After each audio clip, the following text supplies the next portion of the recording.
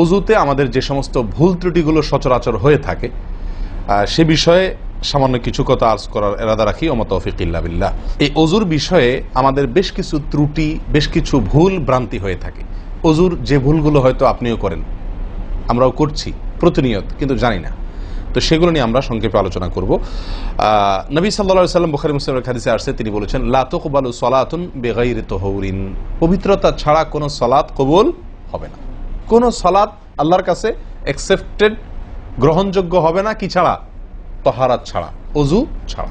মুসলিম বর্ণিত হাদিসে আসছে, নবী সাল্লাল্লাহু আলাইহি ওয়াসাল্লাম বলেছেন, যে ব্যক্তি পরিপূর্ণভাবে অজু করবে, পরিপূর্ণভাবে অজু করবে, ভালোভাবে অজু করবে, এবং অজুর শেষে কালিমাতুশ শাহাদা যেটা আছে, আশহাদু আল্লা ইলাহা ইল্লাল্লাহু ওয়াহদাহু লা শারীকা লাহু ওয়া আশহাদু আন্না মুহাম্মাদান আবদুহু ওয়া রাসূলুহু, এই কালিমায়ে শাহাদা পাঠ করবে অজুর শেষে, এই ব্যক্তির জন্য আল্লাহ সুবহানাহু ওয়া তাআলা জান্নাতের সমস্ত দুয়ার খুলে দিবেন। প্রিয় ভাইরা, এখন আসি আমরা অজুতে কি ভুলগুলো আমাদের এমন হয় যেগুলো কারণে আমাদের অজুর পূর্ণতা নষ্ট হতে পারে।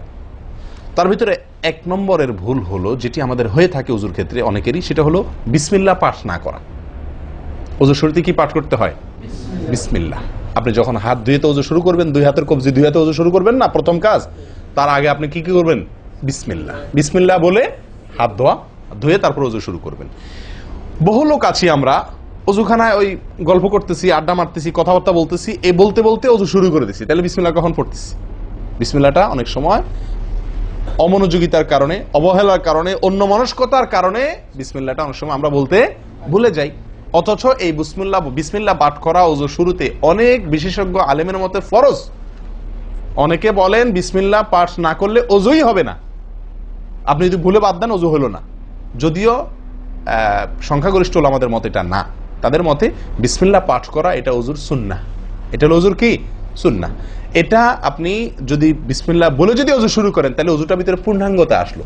দ্বিতীয় যে ভুলটি হয় ভাই, 100-99 জনের বলবো, তার চেয়ে বেশি হতে পারে, হাজারের ভিতরে 10 জন মানুষের হয় কিনা আমার সন্দেহ আছে এই কাজটা সঠিকভাবে করতে পারি না। সেটা হলো অজুর সময় মিসওয়াক করা।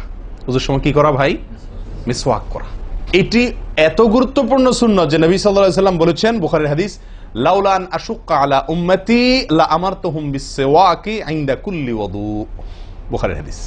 নবী সাল্লাল্লাহু আলাইহি ওয়াসাল্লাম বলেন, আমার উম্মতের জন্য যদি কঠিন না হতো, তাদের জন্য কষ্টের কারণ না হতো, তাহলে আমি তাদেরকে বাধ্যতামূলক করে দিতাম, ফরজ করে দিতাম কি?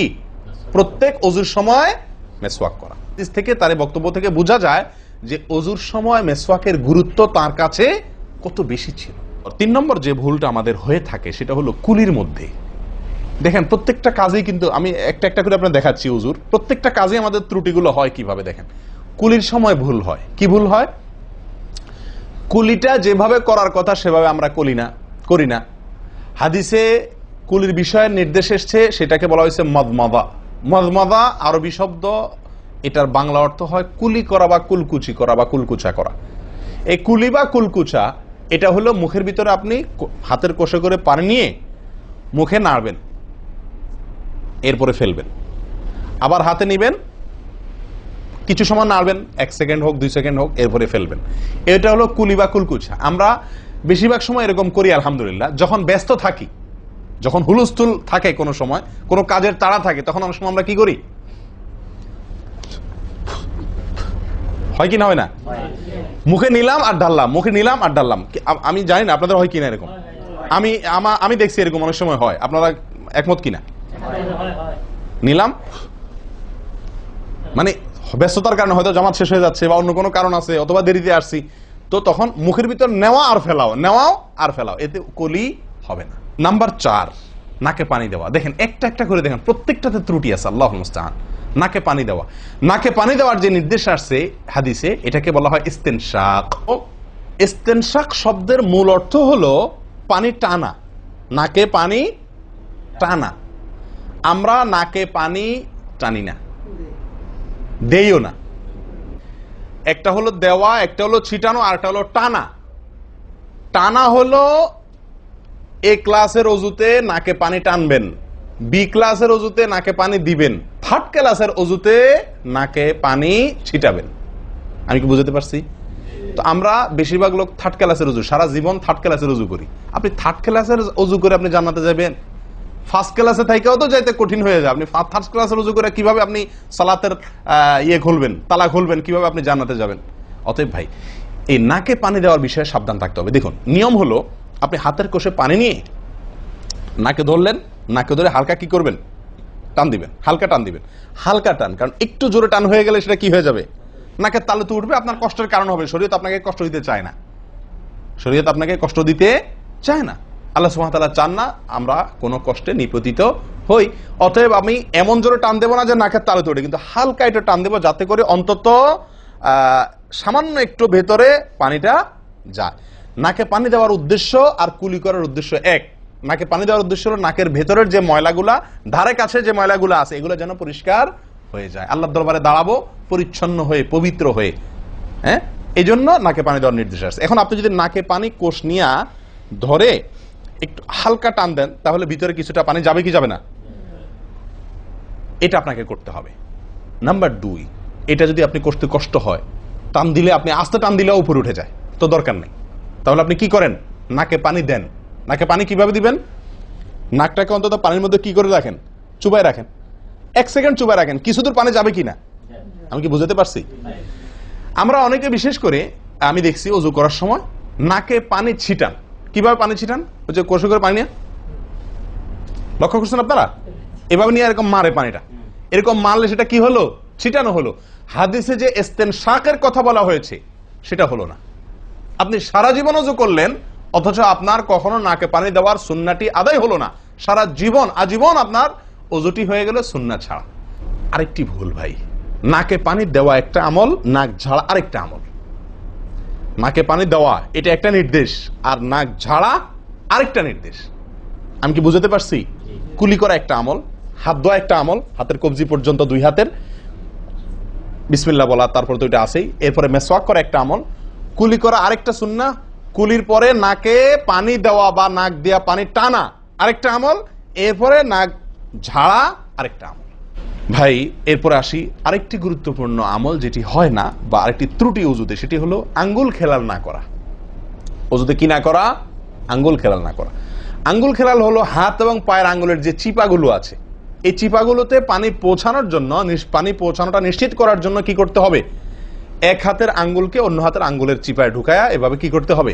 একটু হালকা নাড়তে হবে, যাতে করে জায়গাটাতে, চিপাটাতে পানি গেছে এটা নিষ্কারণ। এই চিপাগুলোতে পানি নাও যেতে পারে শুকায় থাকার কারণে। তো আপনি যদি একটু না দেন পানির ভিজা আঙ্গুল দিয়া, তাহলে ইনশাআল্লাহ ওখানে পানি পৌঁছানোটা মোটামুটি নিশ্চিত হয়ে যাবে। ঠিক না? ঠিক।